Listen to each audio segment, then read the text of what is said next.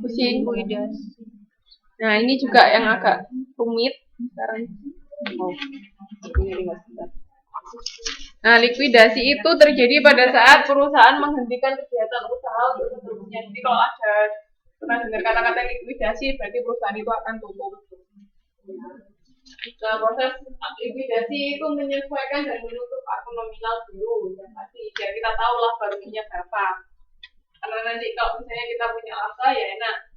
Oh ya, saya mau tanya, kalau misalnya perusahaan mau tutup, dia harus mementingkan kreditur dulu apa investor dulu? Kreditur. Yang harus dibayar duluan kreditur apa investor? Investor apa kreditur? Kredit lah, pinjam. Ya.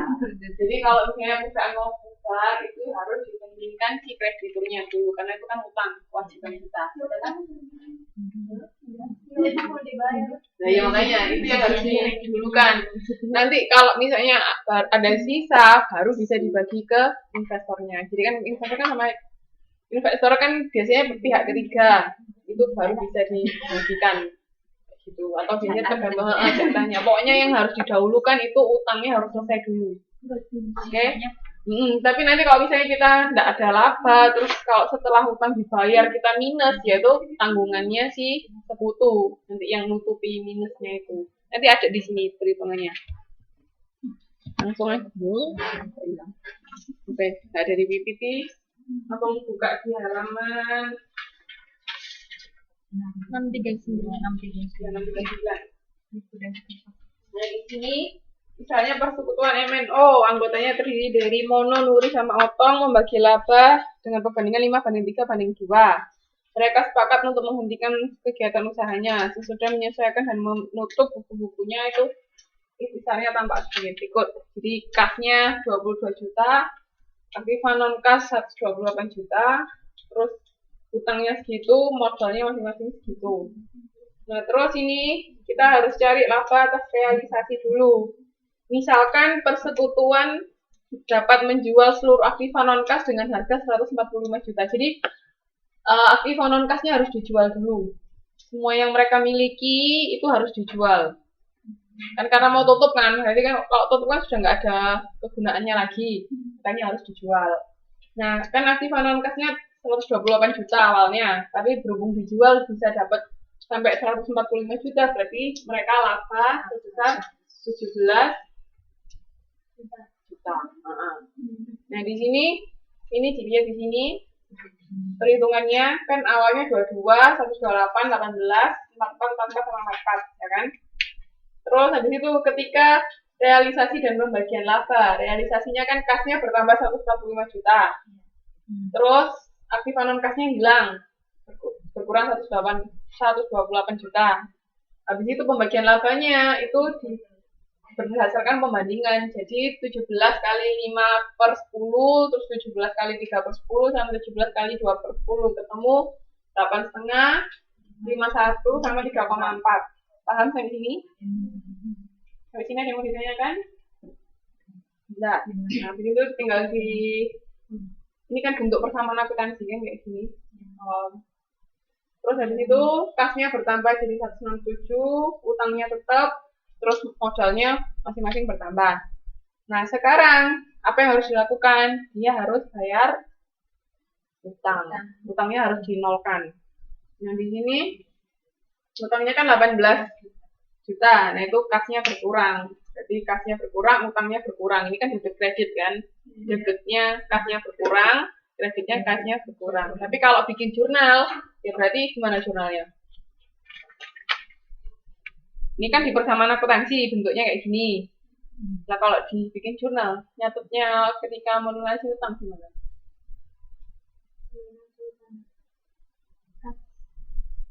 Debitnya apa? Utang. Ya, debitnya utang, kreditnya. Iya. Balik. Kenapa lama? Ketiga. Kan kita mau ngapain dong? Sekarang pertanyaannya, kita mau bayar hutang. Berarti apa yang harus ada ya? Utangnya harus ada pastinya karena utang kita berkurang. Utangnya gimana? Akun normalnya utang kan kredit. Karena dia berkurang jadi di Debet. Terus kita bayarnya pakai apa? Pakai kas tunai kan. Nah, ini kasnya berkurang di kredit. Dibalik sedikit aja.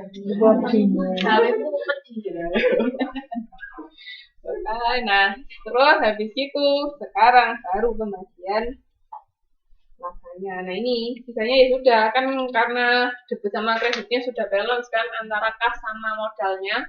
Ya udah tinggal dikasihkan masing-masing sekutu.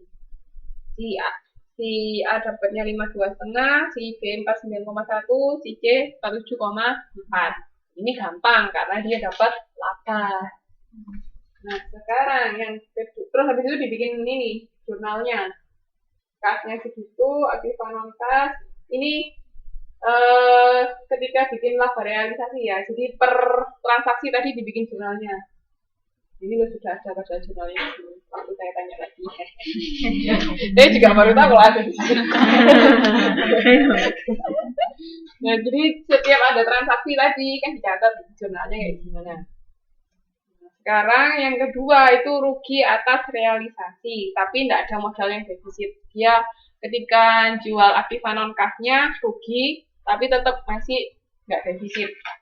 Nah, sekarang di sini misalnya aktifan non kasnya lakunya 78 juta. Terus dengan demikian perusahaan kan mengalami kerugian 50 juta karena harga aslinya kan 128. Tapi mereka berhasil menjual 78. Berarti rugi 50 juta. Nah, ruginya ini juga harus dibagi nanti. Yang kayak gini. Tadi sekarang transaksi pertama realisasi dan pembagian kerugian sebenarnya. Kan kasnya bertambah 78 juta.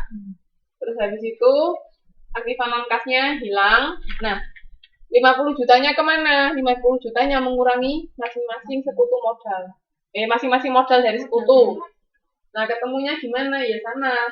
50 juta kali 5 per 10, 50 juta kali 3 per 10, sama 50 juta kali 2 per 10. Masing-masing ketemu segitu. Terus habis itu berkurang kan masing-masing modalnya. Terus langkah berikutnya sama. Membayar hutang. Membayar hutang masih bisa ketemu kasnya 82 juta itu masih enggak defisit mereka. Masih gampang. Karena masih bisa dibagikan ke masing-masing sekutu. Nah, terus habis itu ini tetap dicatat ya masing-masing transaksi ada jurnalnya. Nah, sekarang yang terakhir ini rugi tapi modalnya defisit. Gimana caranya? Kita lihat. Nah, sekarang di sini mereka cuma bisa menjual aktifan non kasnya sebesar 10 juta, padahal harga aslinya 128 juta. Berarti mereka rugi banyak. Iya, 188 juta. Nah, ini. Terus ini cara pertama sama. Dia harus kasnya kan bertambah 10 juta karena laku 10 juta. Terus aktifan non kasnya berkurang. Nah, 118 juta ini dibagi sesuai perbandingan pembagian modal lagi. Karena ini ruginya 118 juta ya 118 kalikan 5 per 10 kalikan 3 per 10 sama kalikan 2 per 10. Ketemu masing-masing segini. Nah, ini yang defisit yang mana? Yang defisit yang mana? Sekutu mono, nuri apa oktam? Nah, mono kan defisit 15 juta.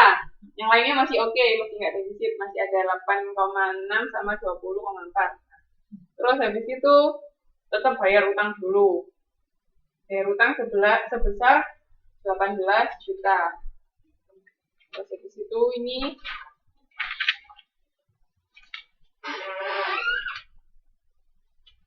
bayar utang 18 juta, 32 kurangi 18, ini masih ketemu 14 juta, ya toh? Nah, 14 juta ini habis itu modalnya kan yang defisit tadi si mono. Nah, ini 14, mono 15, 9, pelunasan hutang. Terus itu 15. Nah, sisanya Sisa kan masih ada sisa kas 14 juta. Iya. Ya kan? 14